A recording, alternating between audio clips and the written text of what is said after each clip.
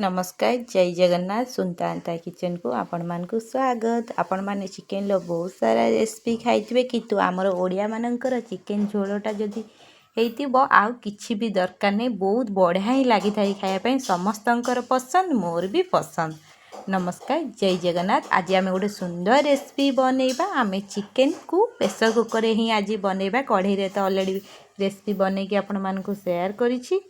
तो प्रथमे आम गैस ऑन करके प्लान बसैबा। तो प्रेशर कुकर को भल भाव में गरम करनेबा। से आम सोरिष तेल देबा। गोटे केजी चिकेन नहीं से हिसाब रे ही मसला नेबा। तापर आम गोटा मसला पकेबा। गोटा मसला टिके गरम हो सारा पर आम पियाज पकेबा। पियाज को आम हल्का ब्राउन करबा। तो बेसी कुक करबानी। तो सही हिसाब रे ही आम मसला को भल भाव में पियाज को भाजवा। तो पियाज आमर कुक हो सारानी आम से मसला देबा। तो मसला मुझे नहीं अदा रसुण गोटा मसला तेजपत्र दीटा सुखिला लंका और गोलमरिच। तो गोटा मसला मु परे किछि आमर जेमती चिकेन मसला हो गरम मसला हो किछि पकेबिनी। तो सही हिसाब रे ही मु मसला नहीं।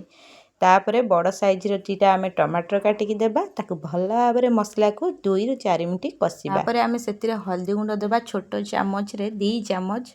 कहीं एटा मोर चामचटा छोट अच्छी तो से हिसाब रे ही आम पकेबा। लंका गुंड पकेबा 3 चामच। कहीं आम सुखिला लंका नहीं कलर लंका गुंड 1 चामच देबा। राग लंका गुंड 2 चामच देबा। आपण राग आपण हिसाब रे ही नहीं पारे। मसला को भल भाव में कषिबा।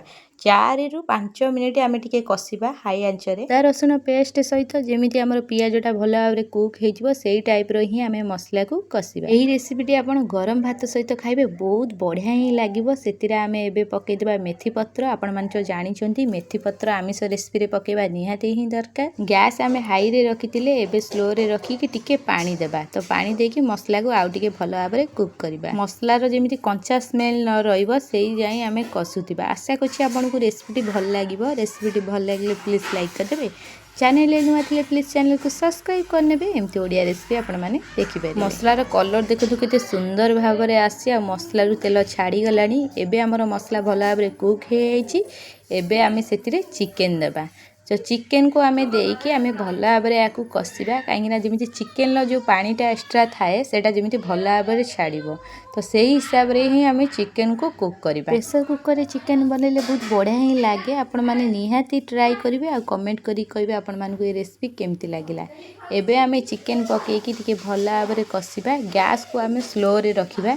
जेमती चिकेन लो जो पानीटा थाए से पानीटा भाला जाए आमे ताकू भल भाव में कषिबा। चिकेन लो जदी आइंसिया पानीटा नंबर थो सेटा भल ही लागिबने। प्राय लोक चिकेन कषला टाइम रे ही देखिए खाली पानी दे दे कषुथिबे सेटा जम्मा भल लागिबने। चिकेन हो कि मटन ताकू जेते आपण सिम आंचर ही कषिबे आ बहुत सुंदर ही लागे। आपण धीर आंचर कषिले चिकेनटा हमर कुक भी हेजिबो आ बहुत भल भाव में ही बास्ना भी आसीबो। तार मसला सहित चिकेनटा जेतोले कुक हुए तार स्मेलटा बहुत बढ़िया ही आलू आमे एथिरे कंचा पकेबा। तो चिकेन हिसाब रे मु 4टा बड़ साइज रो आलू नेछि। तो ताकू पकेबा। आलू पकेकी गैस को टिके आमे पूरा सिम रे ही रखी कषिबा। आइना चिकेनटा आमे 5 ରୁ 15 मिनिट आमे कषिथिले। तो से हिसाब रे आलू जोठू आमे पकेइचंती ते गैस को टिके सिम रखी ही कषिबा। तो आलू चिकेन जेमिति हमर भल भाव में कुक हेजिबो। एबे आमे गैस को टिके हाई रे रखिबा। सेतिरे आमे लूण पकेइबा। तो स्वाद अनुसार लूण देकी गैस को हाई रखले चिकेन जो एक्स्ट्रा पानीटा थाए सेटा भल भाव में सुखीजिवो। तो सही हिसाब रे ही आमे मसला को टिके कषिबा। 4 ରୁ 5 मिनिट मु टिके घोड़े देइथिली। एबे देखंतु आमे चेक करिबा। एबे देखंतु हमर 70% चिकेन आ आलू कुक हे जाइछि। आमे सेतिरे पानी देबा। तो पानी देकी आमे भल भाव में टिके तरकारी को फुटे देबा। आमे किछि गरम मसला कि चिकेन मसला पकेइबानी। जोठू आमे गोटा मसला गरम मसला पकेइथिले कारकी मु फुटे देइथिली। एबे देखंतु ता कलर केते सुंदर आछि। एबे आमे सेतिरे धनिया पत्र पकेकी गैस को ऑफ कर देबा। आशा करछि आपनको रेसिपी भल लागिथिबो। आज पई एतिकी जय जगन्नाथ।